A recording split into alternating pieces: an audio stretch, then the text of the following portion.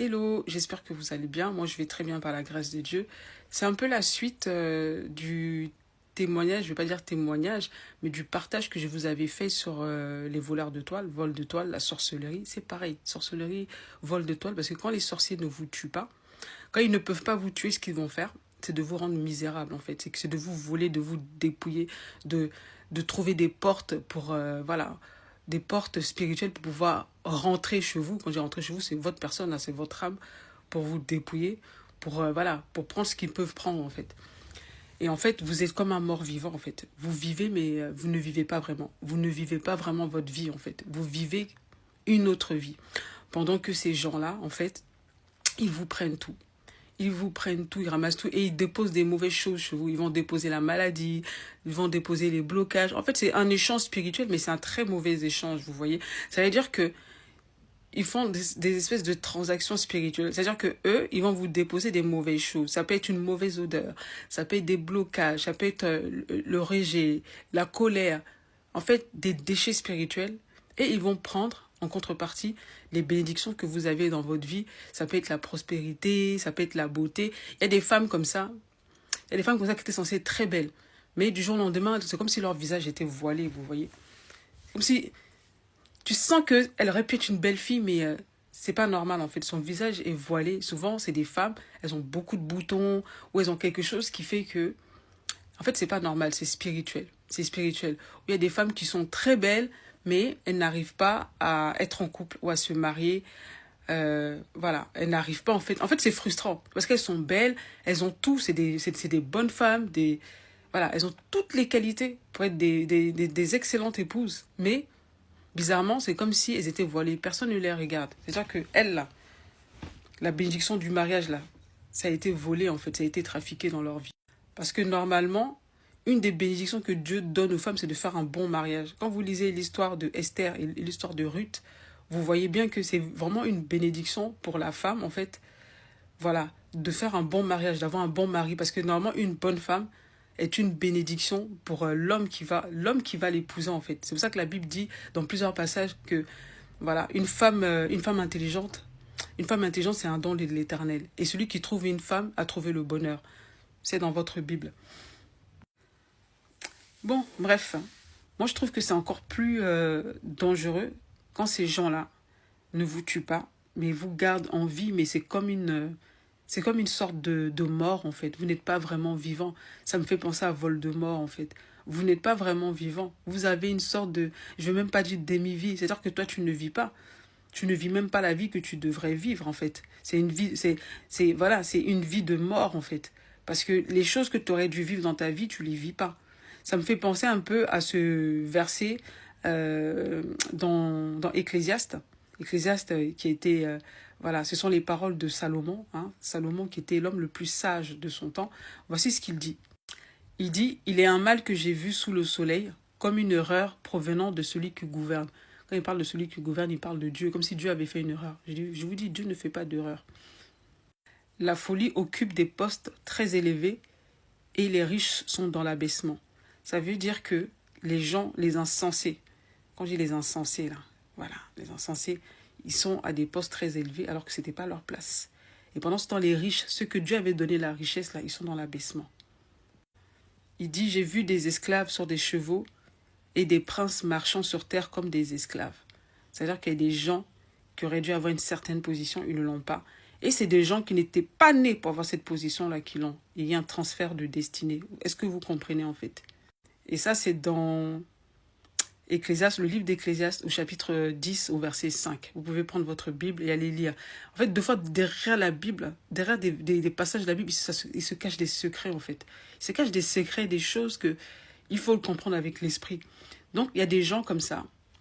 Ils sont nés pour accomplir une certaine destinée, mais ils ne l'accomplissent pas. Ils ne vivent pas leur vie parce qu'ils ont été bloqués, dépouillés. Leur lumière, toutes les choses, les bénédictions qui étaient contenues dans leur lumière, parce que c'est la lumière en fait. Quand on dit une étoile, c'est parce que c'est une lumière qui est en toi, que Dieu a mis en toi, où il y a toutes ces bénédictions-là.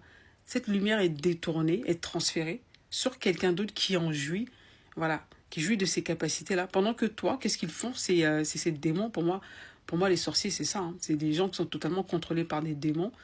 eh ben, ils vont te transférer tous les déchets spirituels. Ça peut être, voilà, le rejet, des mauvaises odeurs, l'échec, toutes sortes de mauvaises choses, en fait, des blocages au niveau des finances, des relations. C'est triste, mais c'est ce qui arrive à beaucoup de gens, en fait. Il y a beaucoup de gens qui ne vivent pas leur vie. C'est pour ça que tu vas voir quelqu'un, tu vas voir une personne qui était excellent à l'école, et les sorciers sont très méchants, hein. Je vais vous dire pourquoi ils sont méchants. Qui était excellent à l'école, qui a fait sa scolarité. Quelquefois, ils aiment bien faire souffrir les gens. En fait, plus vous souffrez, et plus eux, ils s'enrichissent. Et puis, plus ils sont contents. Donc, pour te faire souffrir, ils sont très ingénieux dans la souffrance. Ça veut dire que tu vas avoir une personne qui était excellent à l'école, qui était censée réussir. Et tout le monde disait de cette personne-là, ah, cette personne, elle va devenir ministre, elle va réussir et tout ça. Parce que cette personne avait, quand tu voyais sa façon d'être, de travailler, son intelligence, sa vivacité, tu te disais, cette personne, elle va arriver à des hautes sphères. Et au moment où on arrive à l'âge où tout le monde se cherche après les études, même les personnes médiocres, les personnes qui étaient médiocres, qui ne travaillaient pas, arrivent à trouver du travail et cette personne ne trouve pas de travail. Il y a des gens comme ça, ils sont restés des années sans même pouvoir travailler. Quelqu'un d'intelligent. Tu le vois, la personne, elle est intelligente et tu la vois en train de jouer dame au quartier. La personne est en train de jouer les dames au quartier. Et puis, il est fort dans les dames, hein, parce qu'il est tellement intelligent. Mais, bizarrement, il n'arrive pas à trouver du travail.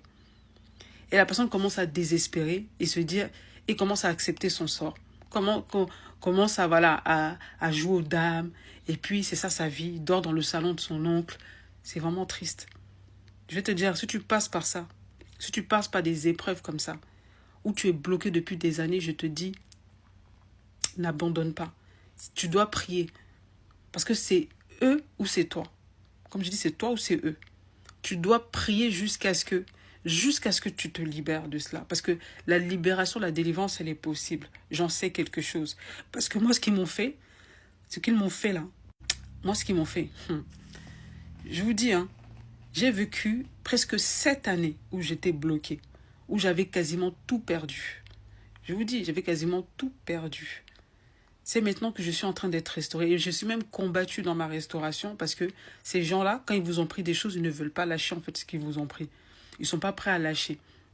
Et comme je l'ai dit, hein, dans ma précédente vidéo, j'ai dit, s'ils continuent à résister à me combattre, je sais qu'ils vont mourir. Il n'y a que deux cas. C'est soit ils se repentent, et dans ce cas-là, ils lâchent l'affaire, et qu'ils se repentent, ou soit ils meurent. C'est l'un ou l'autre. Parce que moi, je ne lâcherai pas, en fait. Et je vous dis, ne lâchez pas. Parce que vous voyez, c'est pas qu'on veut la mort des sorciers, mais beaucoup d'entre eux sont très têtus. Et ça, c'est un truc que j'ai fini par apprendre. Les sorciers sont très têtus et très menteurs. C'est-à-dire qu'il y a un sorcier qui est là dans ton entourage, qui te fait de la sorcellerie depuis longtemps, mais cette personne ne va jamais se présenter. Il y a des gens même meurent avec leur sorcellerie, tellement qu'ils sont menteurs. Tellement qu'ils sont menteurs et manipulateurs et très têtus. C'est-à-dire qu'ils continuent toujours à t'attaquer. Quelquefois, même beaucoup meurent dedans. Quand tu vois des sorciers qui se repentent, c'est parce qu'ils sont proches de la mort ou parce que voilà, ils savent que c'est leur dernière heure, ils vont mourir. Sinon, la plupart sont très têtus. Si un sorcier décide de vraiment quitter sa sorcellerie, c'est parce que, je sais pas, il a eu peut-être un regain de conscience ou c'est parce que Dieu même l'a appelé. Mais sinon, c'est très dur qu'un sorcier abandonne sa sorcellerie.